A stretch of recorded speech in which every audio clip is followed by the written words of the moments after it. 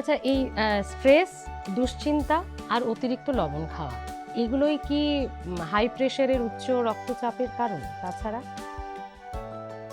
একটা কারণ তো বটেই এগুলো, কারণ রক্তচাপ, উচ্চ রক্তচাপ যেটাকে আপনি বললেন, যেটাকে আমরা ডাক্তারিতে হাইপার টেনশন বলি, বা আমরা চলতি কথায় বলি যে বিপিটা বেড়ে গেছে।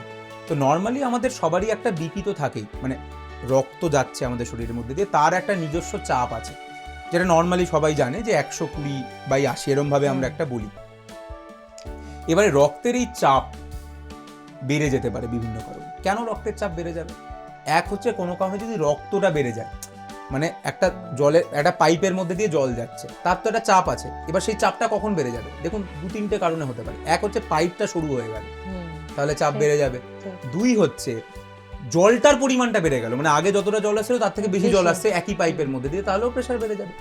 কিংবা জলের মধ্যে আপনি এমন কিছু একটা মেশালেন যার জন্য জলের চাপ বেড়ে গেল, সেটা হচ্ছে সোডিয়াম।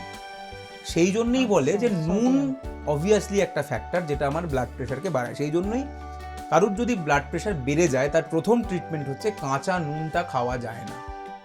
এটা ফার্স্ট ট্রিটমেন্ট, কারণ তাহলে আপনি আরও বাড়াবেন। কিন্তু এগুলো অবভিয়াসলি একমাত্র ফ্যাক্টর নয়, বহু কারণে প্রেশার বেড়ে যেতে পারে। এবং যেরকম একটু আগেও আমি বললাম যে প্রেশার কন্ট্রোল করে আমাদের শরীরে দুটো জায়গা, একটা হচ্ছে হার্ট, যেখান থেকে রক্ত বেরোচ্ছে, তো সেইটার উপর নির্ভর করে। আর দুই হচ্ছে কিডনি, যারা আমাদের প্রেশারকে নিয়ন্ত্রণ করে। তো কিডনির বিভিন্ন সমস্যা হোক, হার্টের বিভিন্ন সমস্যা হোক, সবেতেই প্রেশার বাড়তে পারে। শুধুমাত্র মানে টেনশন